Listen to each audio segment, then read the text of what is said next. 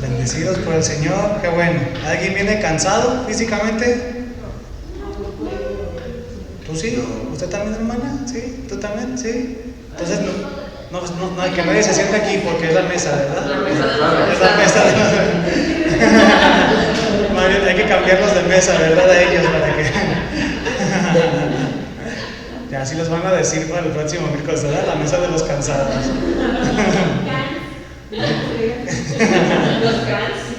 Los cans. Es porque estudiaron arduamente, por eso vienen cansados. A ver, ¿ustedes por qué no están cansados entonces? Porque descansamos. Porque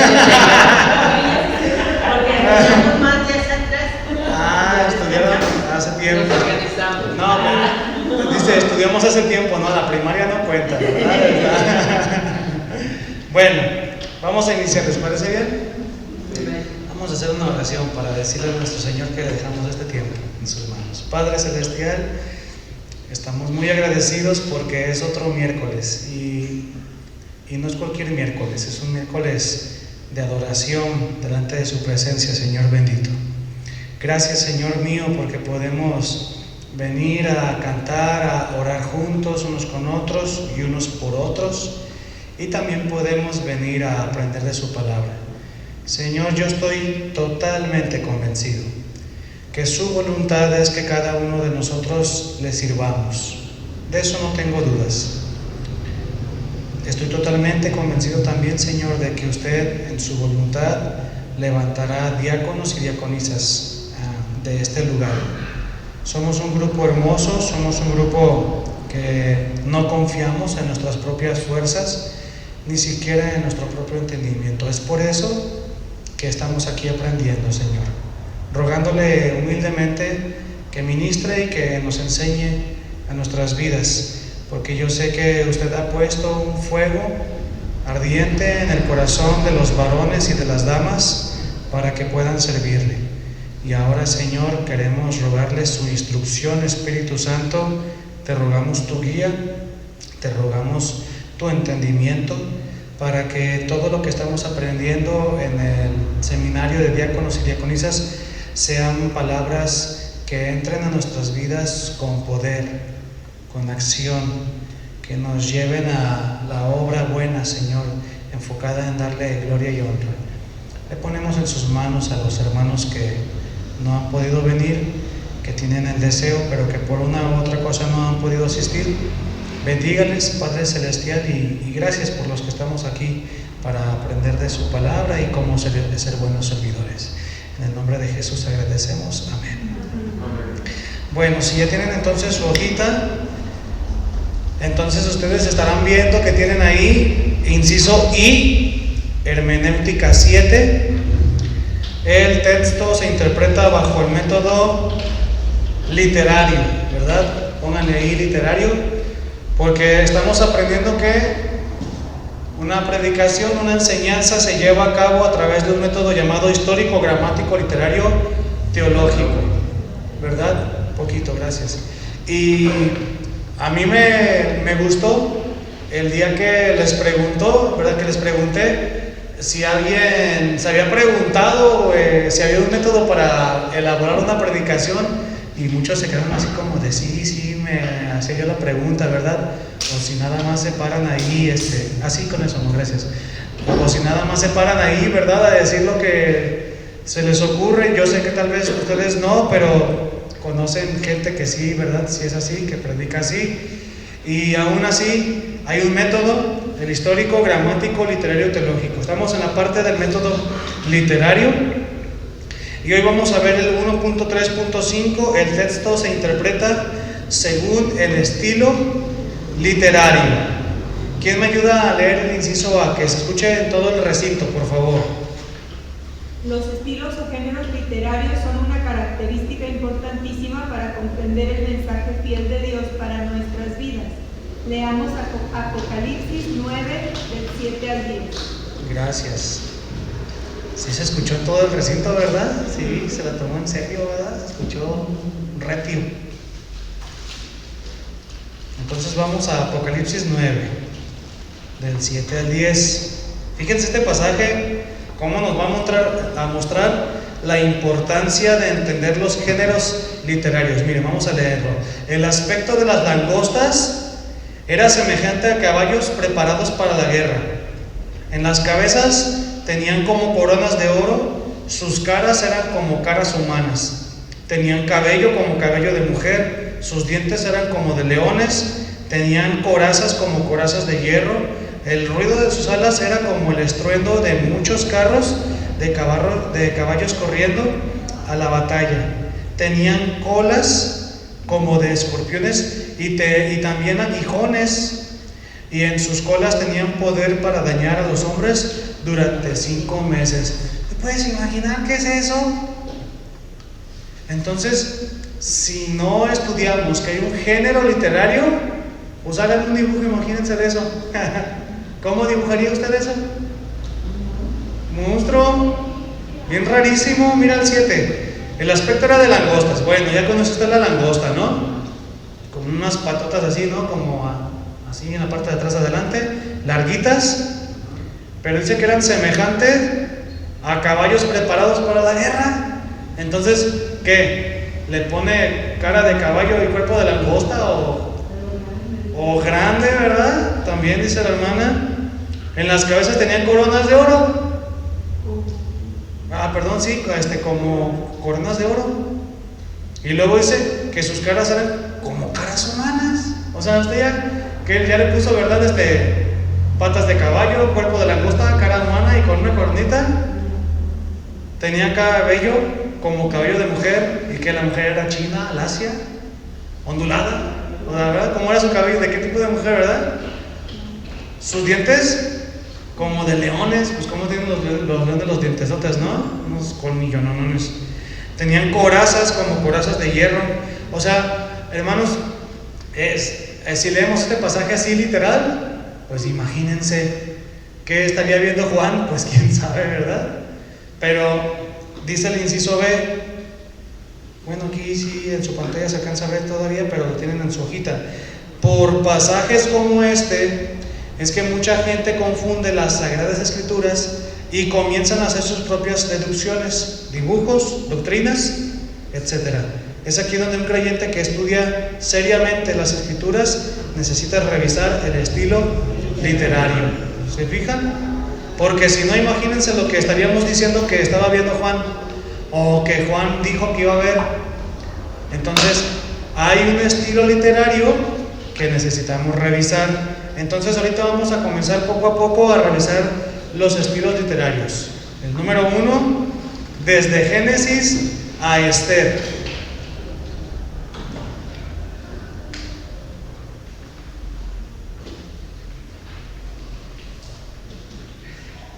Encontramos la narrativa histórica.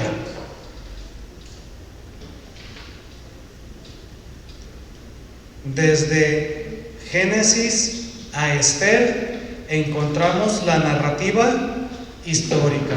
¿A qué le suena narrativa? Los escucho. A contar. ¿A qué dijo, hermana? Relato. A relato. E histórica, pues un relato de la historia, ¿verdad? Entonces, desde Génesis hasta Esther encontramos la narrativa histórica. ¿Sí? Qué bueno que llegaron nuestros hermanos.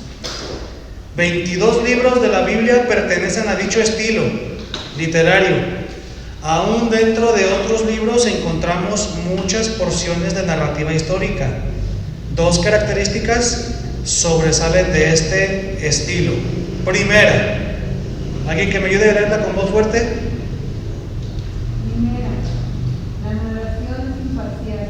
Cuando un suceso es bueno se le llama por su nombre, y cuando es malo se le llama por su nombre.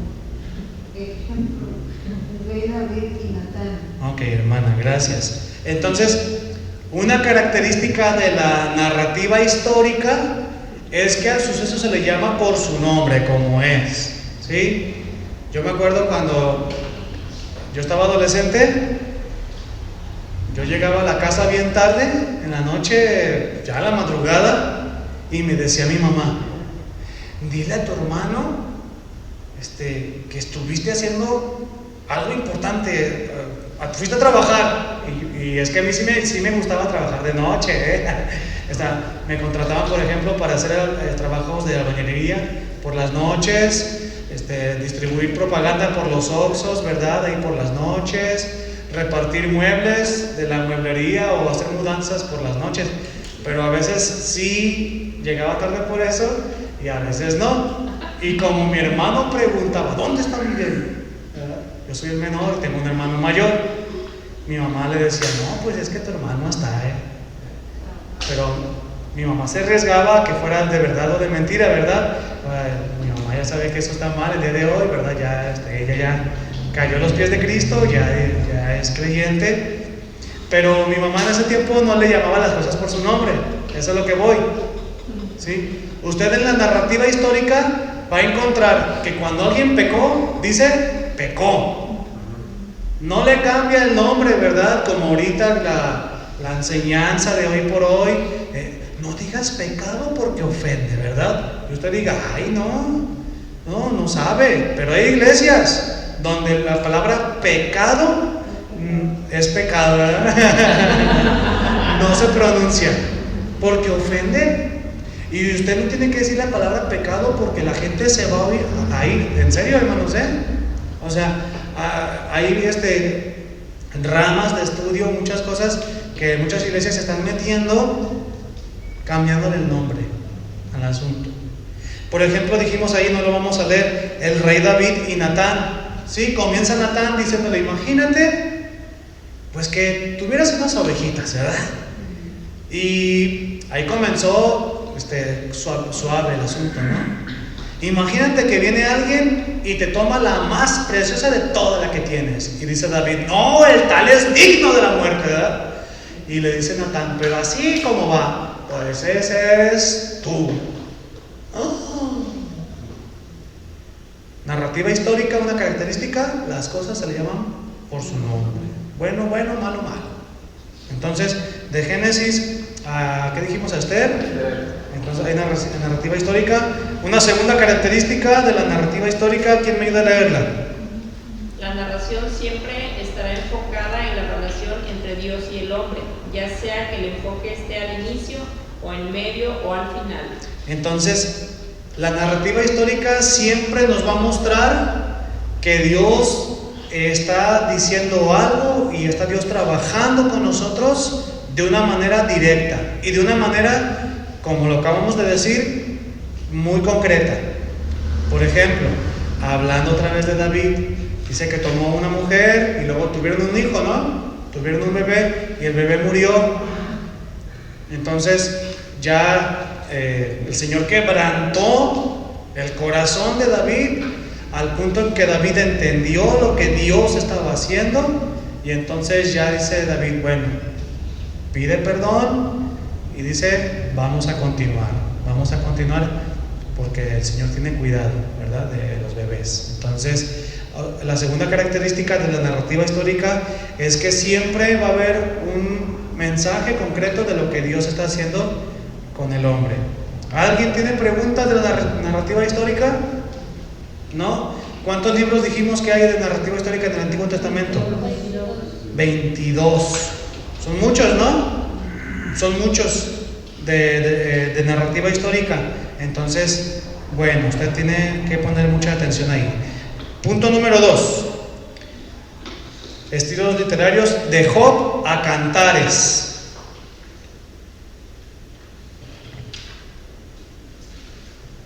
Encontramos literatura poética y sapiencial. De Job a Cantares encontramos literatura poética y sapiencial. Sapiencial habla de sabiduría, exactamente, ¿verdad? Sabiduría. Cuando usted vea que alguien comete algún error, dígale, sé más sapiencial, ¿verdad? Es que no sapiencializas las cosas, ¿verdad? ¿Qué? ¿Así va a decir qué? 5 libros de la Biblia pertenecen a dicho estilo literario. Aún dentro de otros libros encontramos muchas porciones de poesía, especialmente en los profetas. Aquí alguna pausa. Mastiquen la información. 5 libros de la Biblia pertenecen a dicho estilo literario. Aún dentro de otros libros encontramos muchas porciones de poesía, especialmente ¿en dónde? Usted va a leer a los profetas y muchos de los profetas contiene poesía. Y aunque sea, por ejemplo, Daniel, por poner un ejemplo, si la porción es poesía, ya no puede ser profecía. O es poesía o es profecía. Son pocos los casos donde se entrelaza, que sean ambas, ¿sí? Por ejemplo, podemos ver muchos pasajes donde se habla de animales, de geografía, de cosas que están fuera de nuestra imaginación. Casi siempre eso es poesía para tratar de describir, ¿sí? Entonces, una es la poesía, otra la profecía, y aunque haya poesía dentro de la profecía, entonces o es una o es otra, y a veces sí se mezcla, pero no siempre. Ya estamos así como, vamos a ver ejemplos, ¿verdad? Ok, dice lo siguiente: la poesía que nosotros conocemos en la actualidad está compuesta por verso o prosa, ¿cierto o no, hermanos? Sí. Verso o prosa, ritmo, rima, usa elementos simbólicos, usa figuras literarias, de entre las cuales sobreabundan las metáforas. Ese tipo de poesía es la nuestra, ¿sí? Entonces, yo te quiero, ¿verdad? Más que a mis ojos, yo le canto a Rose. Yo te quiero, ¿verdad? Más que a mis ojos. ¿Ah?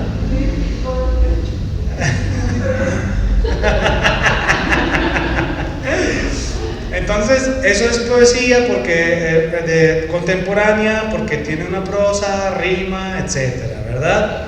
Entonces, esa es la nuestra. Pero, fíjense, dice ahí adelante: sin embargo, en la poesía hebrea sobreabundan los paralelismos y algunas otras figuras literarias, pero en menor cantidad. Ahora, ¿usted ya se dio cuenta por qué la semana pasada vimos figuras de dicción? Porque no podríamos pasar a los estilos literarios sin conocer que existen tipos de figuras de dicción como metáfora, ironía, hipérbole, símil. Entonces, la poesía hebrea, dentro de la poesía hay muchas figuras de dicción, las que usted aprendió la semana pasada. Pero una característica de la poesía hebrea es que ellos no se preocupaban porque rimara. A ellos no les importaba: agua pasa por mi casa, cate de mi corazón, ¿verdad? O sea, eso aquí sí nos rima, sí nos cuadra, ¿verdad? El que no me la adivine, ¿cómo dice? Es un burro cabezón, ¿verdad? Ay, no vamos a decir eso. Ese es que, ¿cómo se llama? El aguacate. Un dicho, ¿verdad? Un dicho. El aguacate es lo que le llamó la atención a la ¿verdad? El aguacate. Entonces, a nosotros sí nos gusta que rime, a ellos no. Si usted lee Salmos, Proverbios, Eclesiastés, Cantar de Cantares y Job, usted nunca va a encontrar que rime. Versículo 1, que rime con el 2, con el 3, con el 4, no riman, porque la poesía hebrea es diferente. A ellos les gusta meter muchos paralelismos y otras figuras literarias o figuras de dicción en menor cantidad. Job, Proverbios y Eclesiastés pertenecen a la rama de poesía sapiencial.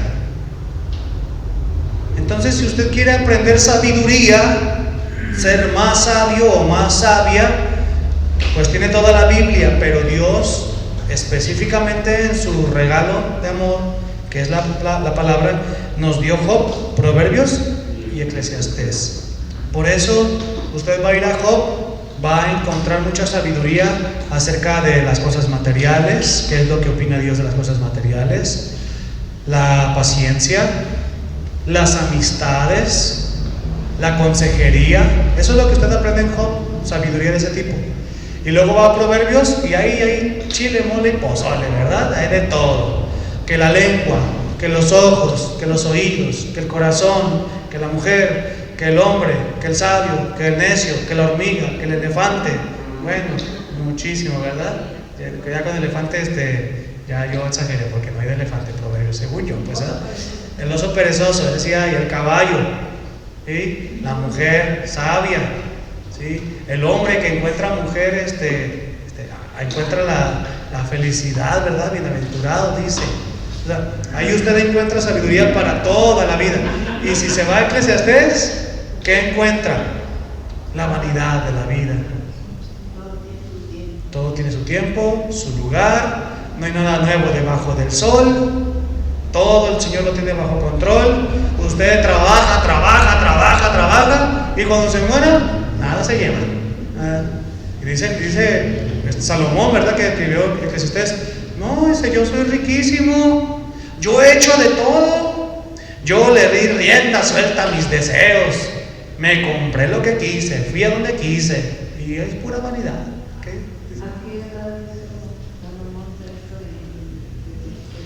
¿A qué edad escribió? Ya había corrido la carrera, ¿verdad? Ya estaba en kilometraje recorrido.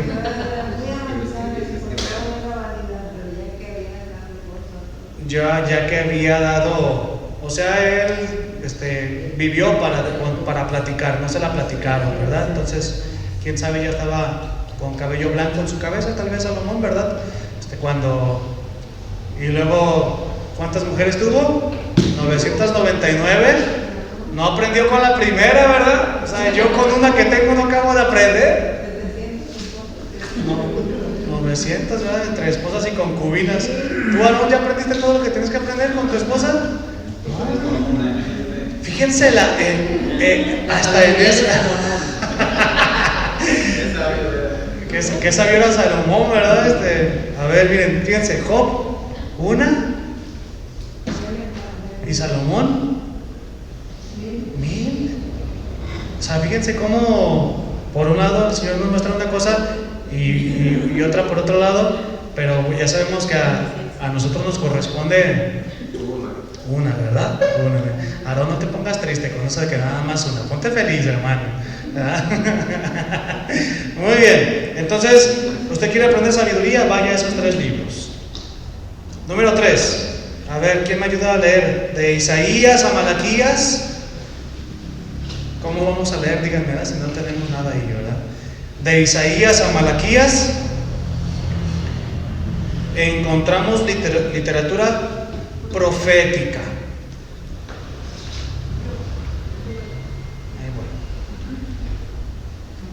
Tal vez usted ya lo sepa, pero los profetas se dividen en profetas menores y mayores.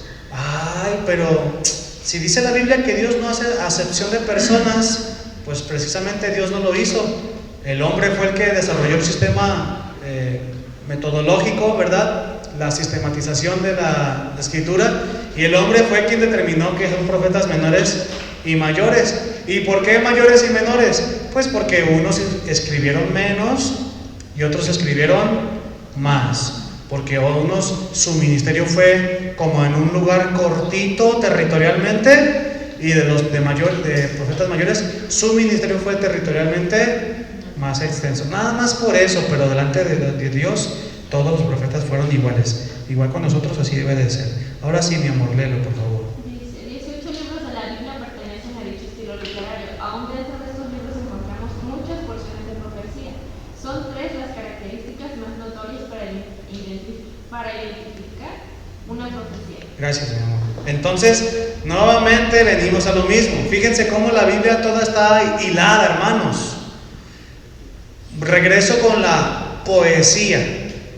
Hay poesía en la profecía, y hay profecía en la poesía y en varios libros, ¿sí? por ejemplo, de los que son históricos, estos históricos tienen porciones, fracciones de profecía, pero como son mayormente de narrativa, caen en la rama de narrativos históricos. Entonces vamos a ver 3 características importantes de la literatura profética. Primera, el mensaje es emitido de parte de Dios por medio de un hombre al cual comúnmente se le llama profeta. Pues qué fácil, ¿verdad? ¿Está sencillo, hermanos, o está difícil esa parte? ¿Está difícil de ser profeta o fácil de entender? ¿Quién emite el mensaje? Dios. ¿A través de quién? Un hombre al cual comúnmente se le llama profeta. Entonces, los domingos que usted va a la iglesia, ¿quién emite el mensaje? ¿Quién emite?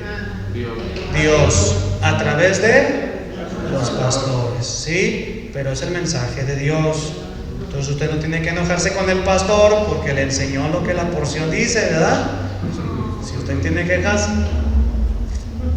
vaya con el mero, ¿verdad? Que nosotros nada más damos su mensaje. Aquí en este caso, Dios emite el mensaje. Dios emite el mensaje. Pero en este caso, no se profeta, ¿verdad? Al Antiguo Testamento se les conocía como profetas. Aún en el Nuevo, mire, hay los dones espirituales, hay uno que se le llama profecía, y lejos de que los ojos se pongan en blanco, ¿verdad? Como muchos enseñan, ¿verdad? O que empiezan a decir cosas sin sentido. Una profecía es eso, un mensaje de Dios. Eso significa profeta, significa mensajero, nada más. Entonces, en el Nuevo Testamento se conoce como predicadores, ¿verdad? Aunque lamentablemente en el mundo en el que vivimos, para la gente el profeta tiene que decir como cosas que para el futuro, ¿verdad? O cosas que nadie más sabe, ¿verdad? Ahí en público, y se va a ese mal concepto. Es que en el Nuevo Testamento dice que si el profeta dice algo y se cumple, Falso profeta, porque anunciaban cosas a futuro. Ya está aquí. Ajá. Y ya no hay apóstoles de los profetas. Ok. ¿Sí? Hermano, Dígame, hermano. no, perdón, Sí. Sí, o sea, que alguien venga a decir que va a suceder algo que no esté en el Evangelio, eso es un falso mensajero del Señor en la actualidad, ¿verdad? Pero por ejemplo, si alguien enseña, miren hermanos, arrepiéntanse porque si no vendrá consecuencias para su vida, que mismo de la palabra están ahí, entonces ahí se está dando un mensaje de parte de Dios. ¿Sí? Entendemos la diferencia. Entonces, un predicador dice: no, pues a mí el Señor me reveló que en el 2023 va a haber un terremoto que acabe con la humanidad. No, espérame. O sea, sí dice la Biblia que va a suceder terremotos y catástrofes, pero ya que el Señor te puso fecha y lugar, a ver, ¿por qué nomás te dice a ti? Pues que nomás tú eres su hijo o qué, ¿verdad?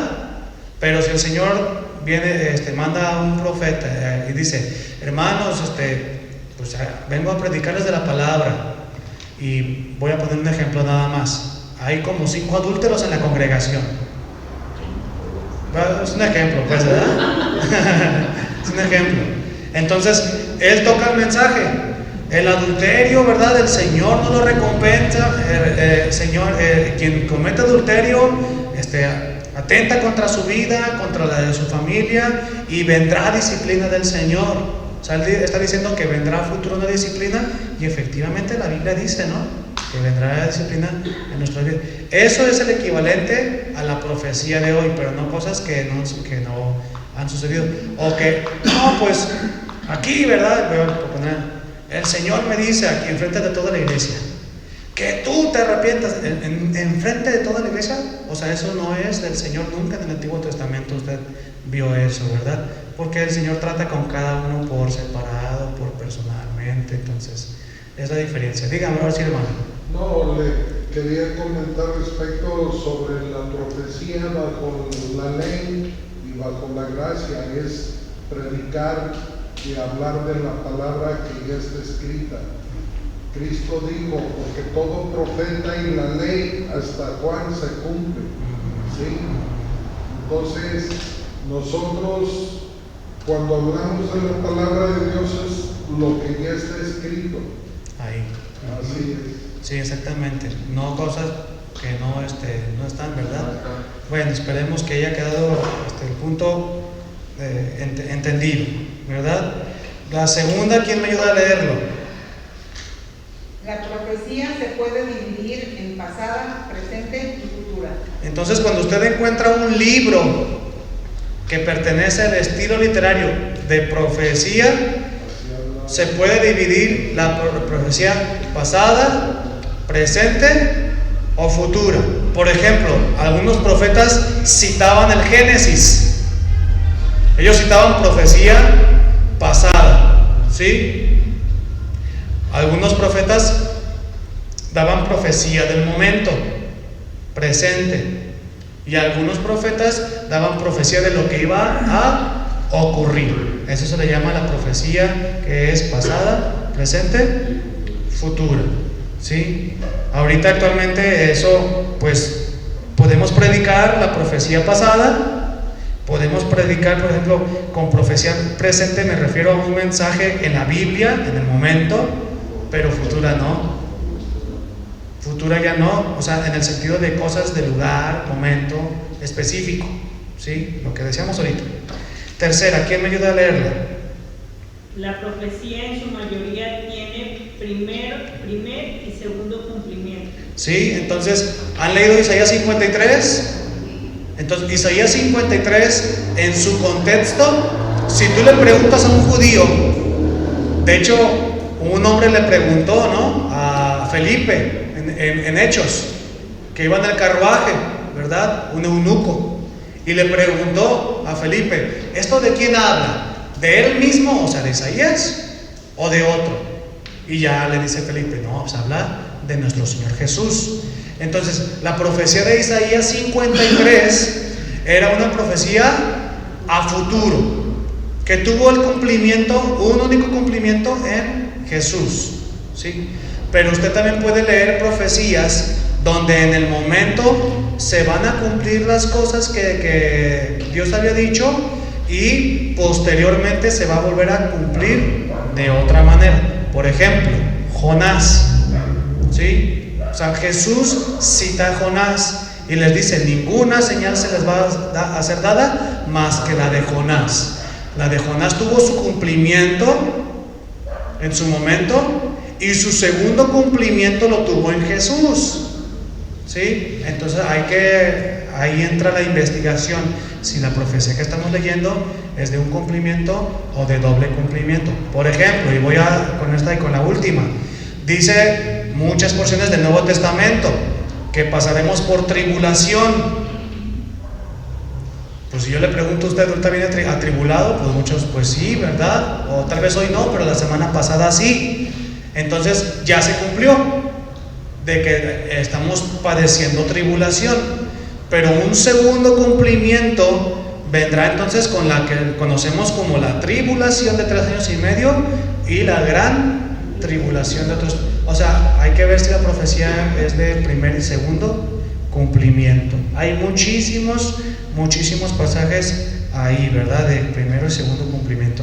¿Alguien tiene dudas acerca de la profecía, del estilo de literatura profética? Continuamos entonces. Ya brincamos al Nuevo Testamento, de San Mateo a Hechos.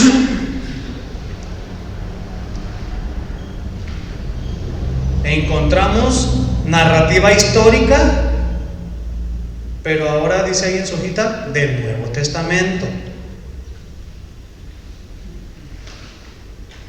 Sencillo, ¿no, hermanos? Narrativa histórica del Antiguo Testamento, narrativa histórica del Nuevo Testamento. 5 libros en el Nuevo Testamento pertenecen a esta literatura y abarca las mismas especificaciones que la del Antiguo Testamento. Por lo tanto, no hay más que agregar. Si es narrativa histórica, no importa si es antiguo o nuevo, son las mismas especificaciones. Y usted ya tiene en sus hojitas las especificaciones. Así que vamos a continuar.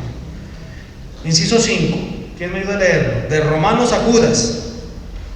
De Romanos a Judas. Acuérdese que la epístola de Judas no fue de Judas el traidor. ¿Sí? Porque pues... no se ve. Ajá. No fue de ese, ¿verdad? De ese no fue. Número 1, ¿por qué no fue de él? Pues porque en cuanto traicionó a nuestro Señor, fue y se suicidó, ¿verdad? O como dicen muchos, se autosuicidó, ¿verdad? Y número 2, no pudo ser de él porque como traicionó al Señor, el Espíritu Santo no pudo haberle inspirado para haberle dejado un libro a los seguidores. Pues ¿qué iba a escribir el traidor? Pues pura traición. Y claro, pues que no iba a dejarnos eso el Espíritu Santo, ¿verdad? Entonces no fue de ese Judas, fue de otro. De Romanos a Judas encontramos epístolas o cartas. 21 libros de la Biblia pertenecen a dicho estilo literario. Es considerado el estilo literario más sencillo de enseñar, leer, interpretar y predicar. ¿Ya vieron por qué yo les dejé la primera Timoteo a ustedes? Porque es carta, ¿verdad?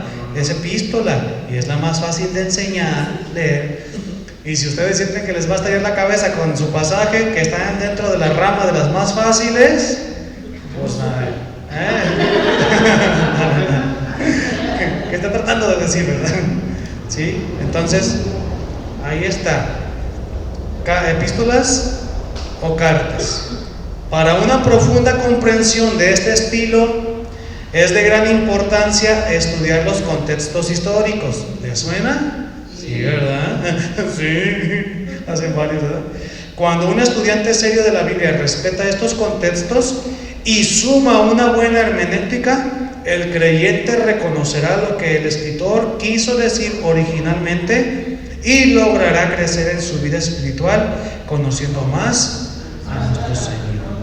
Es que fíjense, hermanos, que no es lo mismo leer en la primera de Timoteo, por ejemplo, no lo busques si no gusta, en el capítulo 3, en el versículo 12, 3:12, los diáconos sean maridos de una sola mujer y que gobiernen bien sus hijos y sus casas. Y es fácil como leer esa parte y la entendemos. Bueno, pues marido de una sola mujer, que no ande ahí de ojo alegre, y que gobierne bien sus hijos y sus casas. Pero cuando usted está haciendo lo que está haciendo, usted se va a dar cuenta de lo que quiso originalmente decir el escritor al público. Y usted va a decir: ay, mi panorama de marido de una sola mujer y que gobierne bien su casa era así, y ahorita es así. Y les digo una cosa, Dios bendice porque cuando usted se adentra a escudriñar la palabra y a conocer a Dios de manera más profunda, Dios habla a su vida y usted dice: ay, tremendo. Todo el tiempo pensaba que nada más era esto, pero ahora veo que era así. Y veo que la iglesia en Éfeso, hablando de Timoteo, estaba haciendo así. Y veo que Timoteo al parecer pues era así, que Pablo era así. Y va aprendiendo uno muchísimo. Pero eso es cuando uno respeta los contextos históricos, ¿verdad? Hablando de ese género literario en especial. Por último, Apocalipsis. Es el número 6. ¿Qué tipo de literatura es Apocalipsis? Bien fácil, ¿verdad, hermanos? Pero profética del Nuevo Testamento, porque acuérdense que ya vimos profética del Antiguo. Ahora fíjense, la narrativa histórica del Antiguo y del Nuevo siguen los mismos parámetros. La narrativa profética del Antiguo a relación con la del Nuevo, que es solamente Apocalipsis, no contiene los mismos parámetros. no se estudia igual. Un libro en el Nuevo Testamento pertenece a esta literatura y abarca las mismas especificaciones que la del Antiguo Testamento. Sin embargo, la literatura de Apocalipsis tiene su propia estructura, ya que se desarrolla paralelamente desde los profetas, evangelios, etc. Oh, hermanos, predicar Apocalipsis está bonito, ¿sí o no, hermano Oscar? Porque usted no puede nada más respetar las reglas que le pertenecen a la profecía, porque como la profecía del Apocalipsis va ligada de los evangelios, de Zacarías, de Jeremías, de Isaías, de Daniel, cuando usted está entonces enseñando el pasaje, usted tiene que hacer la revisión que corresponde a Apocalipsis, que ustedes están aprendiendo, y luego tiene que hacer la revisión del paralelismo que tiene con el otro pasaje, y entonces tiene que sacar lo que se tenga que sacar según lo que Dios dijo, no según lo que no según quiere. Entonces está bonito predicar Apocalipsis, ¿verdad? Si a usted le han predicado un Apocalipsis, agradezca al Señor, ¿verdad? Porque usted ha podido aprender bien.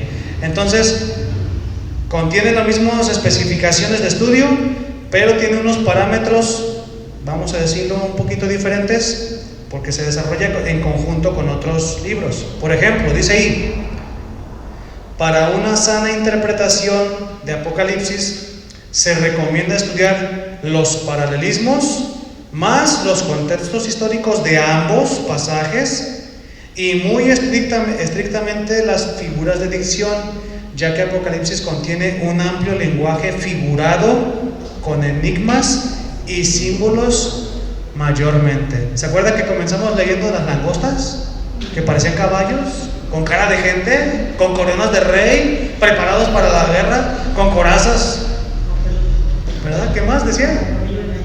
¿Cepillo de dientes o qué? Cabello de mujer, ¿verdad? Cabello de mujer. ¿Cómo dijo? Dientes de león. Entonces no podemos literalmente decir que así eran. Hay que ver qué figuras de dicción se está usando ahí y si tiene paralelismo con otro profeta del Antiguo para ver qué es lo que se estaba diciendo. Entonces vamos a hacer un rápido repaso, ¿verdad? Ahí con sus hojitas de los géneros literarios. De Génesis a Esther, ¿cuál es? Narrativa histórica. De Job a Cantares, ¿cuáles son las que son sapienciales? Job, ajá, muy bien, Proverbios, Eclesiastés.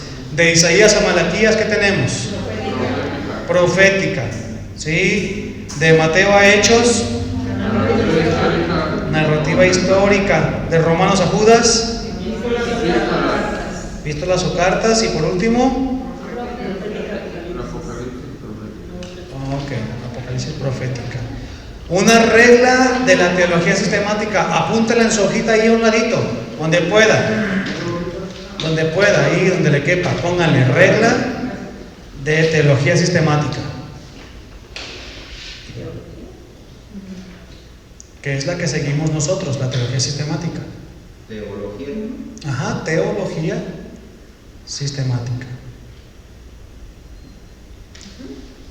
Antes de que apunte, déjele hago esta anotación. La teología es la ciencia que estudia la palabra de Dios, ¿sí? Es una ciencia, no es un invento ahí, no es una teoría, es una ciencia. Ahora, como todas las ciencias tiene reglas, ¿están de acuerdo conmigo? Para que una ciencia sea ciencia, tiene que tener reglas, porque si no, nada más es una teoría. Por eso la teoría del Big Bang no es ciencia, es teoría. Truchas, mis hermanos, truchas. Bueno, regla de la teología sistemática: no puedo obtener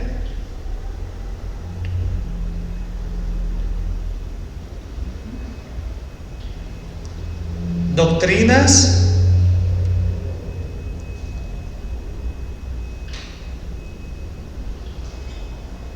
de un estilo literario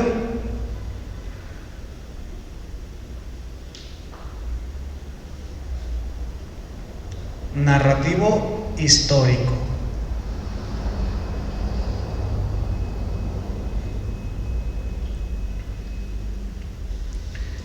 Ya ahí termina su apunte. Por ejemplo, hermanos, ya como aquí poniéndolos a prueba, ¿verdad? ¿Cuáles son las doctrinas de la teología sistemática? Les ayudo.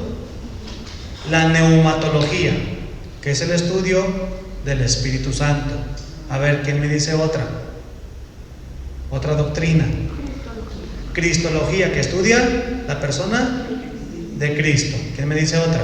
La antropología. La antropología, que estudia al hombre.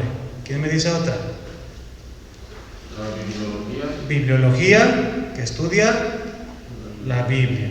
Entonces, esas son las doctrinas, ¿sí? Y esas doctrinas están basadas en todas las porciones y estilos literarios de la Biblia, menos en los narrativos históricos. Porque como es una narración de historia, la misma historia pues la confirma pues la historia secular, y como la historia secular va de la mano de la historia bíblica, no se puede sacar de ahí una doctrina.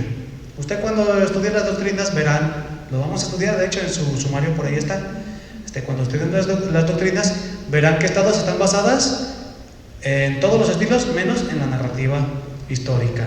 Ahorita qué bueno que hicieron ese apunte. Cuando entremos a lo de las doctrinas, ustedes van a decir, ya lo entendimos. Ahorita es más para que es que luego se me olvida, ¿verdad? Por eso preferí. No se asusten todavía. Ahorita están asustados con lo de su pasaje.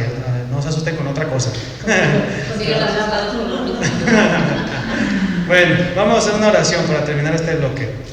Padre, le damos gracias en el nombre de Jesús por los estilos literarios que nos ha dejado en su palabra, entendiendo, Señor, que podemos aprender tantas cosas, y de aquí en adelante, Señor, cuando leamos la Biblia veremos si es poesía, profecía, historia. Señor, depende de cada estilo que encontramos en la Biblia, y cuando lo enseñemos también estaremos entendiendo qué es lo que quiso decir usted, Señor, en sus porciones que nos ha dejado.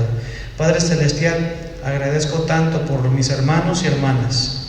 De verdad, Señor, mi corazón se encuentra en paz, tranquilo y sobre todo agradecido por cada uno de los que están aquí y de los que no se encuentran también, Señor, porque son una parte vital para su reino, Señor mío. No para una institución, no para un gobierno, ni siquiera para una iglesia carnalmente, Señor, hablando, sino para una iglesia espiritual, que precisamente ese es actualmente su pueblo, Señor. Y el reino de los cielos es hablado, Señor, a través de nosotros, que somos su iglesia. Y estoy agradecido por cada uno de ellos, por sus vidas, por su obra, Señor, su perseverancia, su fe y su paciencia que tienen cada uno. Ayúdeles, Padre mío, refuérceles en su palabra, Señor, y que cada día puedan librar esas batallas que todos tenemos, tomados de la mano de usted y sabiendo que estamos unos para otros para ayudarnos y servirnos. Gracias por este tiempo de enseñanza. En el nombre de Jesús, amén.